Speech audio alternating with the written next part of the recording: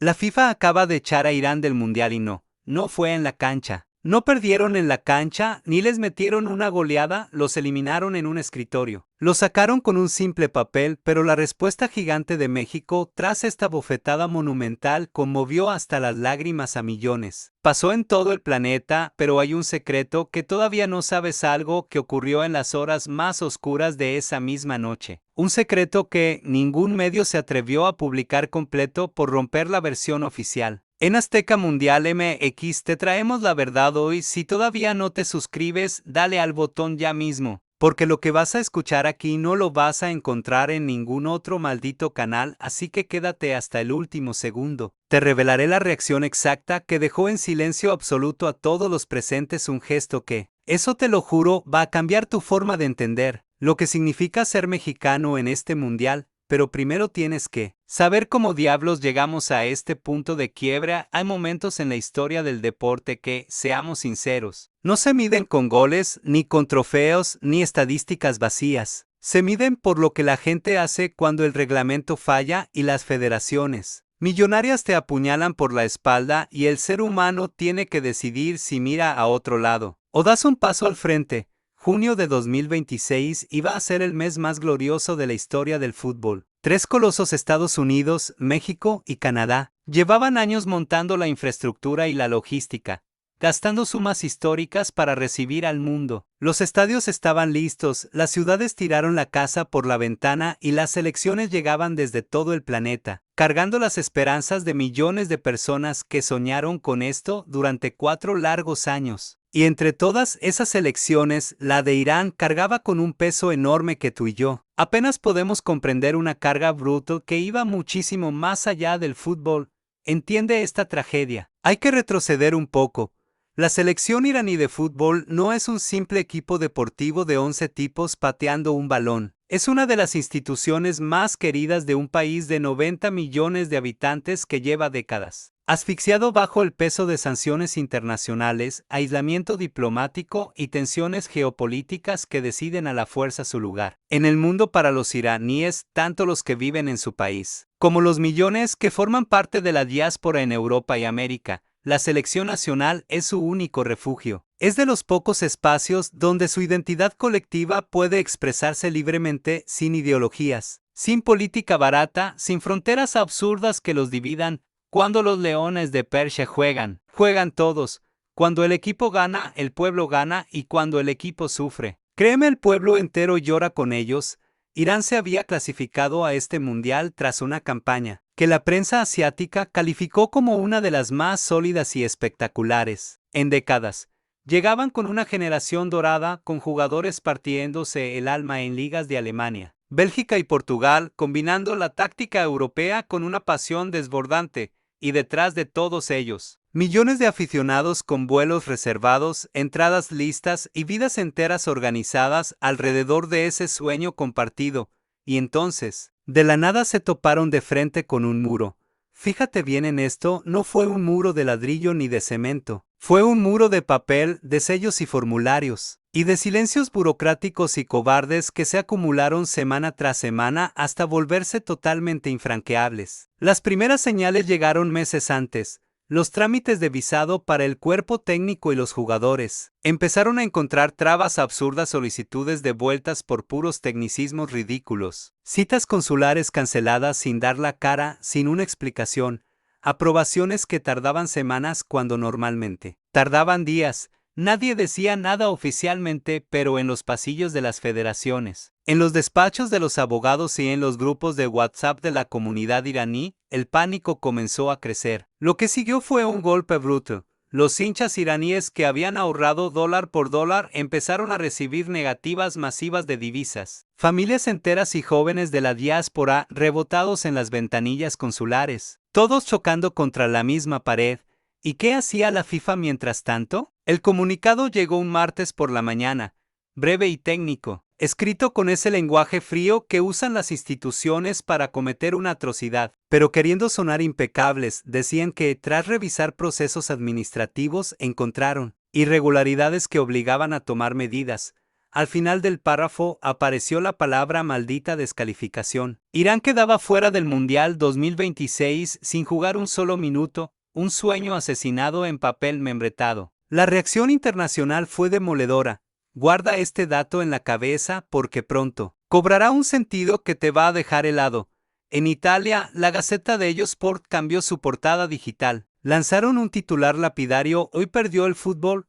En España, los programas cortaron sus transmisiones de golpe, y analistas admitieron al aire que esto era una vergüenza histórica.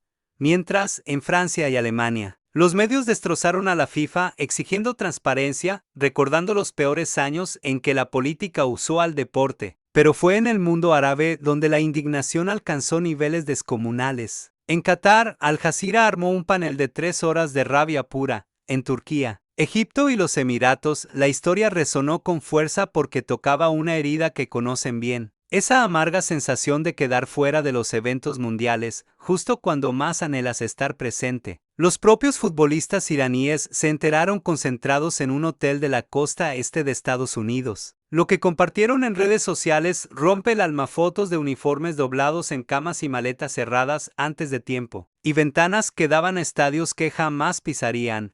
Un jugador de la Bundesliga subió sus botines colgados de un gancho. Con una sola palabra, esa dolorosa imagen se compartió millones de veces en 24 horas. Y mientras el mundo asimilaba la noticia con una mezcla de absoluta indignación y tristeza, algo empezó a gestarse en México. Pero no en oficinas de la Federación, sino abajo, en la calle, en los grupos de hinchas y en las plazas. En las cocinas, donde el pueblo mexicano toma decisiones colectivas que ningún protocolo oficial puede frenar. La unión entre México e Irán no viene de alianzas políticas, es algo más fuerte, el reflejo de dos culturas conectadas. Algo muy hondo en su forma de entender la hospitalidad y la familia, la comida y la fiesta. Quienes en México conocen la cultura iraní siempre hallan en ella un espejo inesperado. Comparten el valor de la generosidad y la música ante el dolor. Por eso, al ver lo que le hicieron a Irán, no vieron una nación lejana, vieron a alguien que, como ellos en el pasado, fue excluido injustamente. Quedaron fuera de una fiesta a la que tenían derecho de ir. Si no te has suscrito a Azteca Mundial MX, este es el momento exacto para hacerlo, porque estas son las historias que los grandes medios suelen ignorar, las que pasan en las calles y no en los estudios, las que importan. Y las primeras muestras de apoyo fueron espontáneas. Hinchas mexicanos publicando en Farsi, usando traductores para decirles que no están solos. La etiqueta Irán en el corazón de México sumó decenas de miles de menciones. Pero la gran diferencia de México es que esa energía jamás se queda en la pantalla. En Coyoacán, Ciudad de México, lo que empezó como una pequeña reunión de apoyo se salió de control. Alguien llevó sonido, otros llamaron a unos mariachis que, al enterarse de lo que pasaba, se negaron a cobrar un solo peso. Una familia iraní llevó comida para 200 personas y halló a 2000 almas esperándola. Así responde México cuando decide abrir el corazón. En Monterrey, la escena fue igual de impresionante. Con la ciudad abarrotada por el Mundial, el lugar se convirtió en el escenario de algo que nadie planificó. Hinchas de Argentina, Brasil, Japón y Senegal se unieron para mostrar solidaridad, ondeando banderas junto a la de Irán. Incluso futbolistas de varias selecciones llegaron en persona, sin ningún protocolo, simplemente como seres humanos. En Guadalupe, el apoyo se convirtió en música. El Mariachi Vargas de Tecalitlán cambió su repertorio para dedicarles un concierto especial. Ofrecieron a la delegación iraní temas llenos de melancolía y belleza. En un momento, uno de los músicos tomó el micrófono y dijo algo captado por cámaras de 4 países, les dijo: "Ustedes vinieron a jugar fútbol y les quitaron el balón, pero nosotros les daremos algo que nadie les podrá arrebatar, una noche que recordarán toda la vida. Aún no te cuento lo más importante. Estamos llegando a ese momento prometido, pero antes dimensiona esto. Lo que México construía sin saberlo. El Mundial 2026 proyecta 5,000 millones de espectadores. Cada rincón de suelo mexicano estaba bajo el microscopio, pero las imágenes que salieron no mostraban estadios de miles de millones de dólares. Mostraban a niños mexicanos aprendiendo gracias en farsi, iraníes bailando con sombreros charros.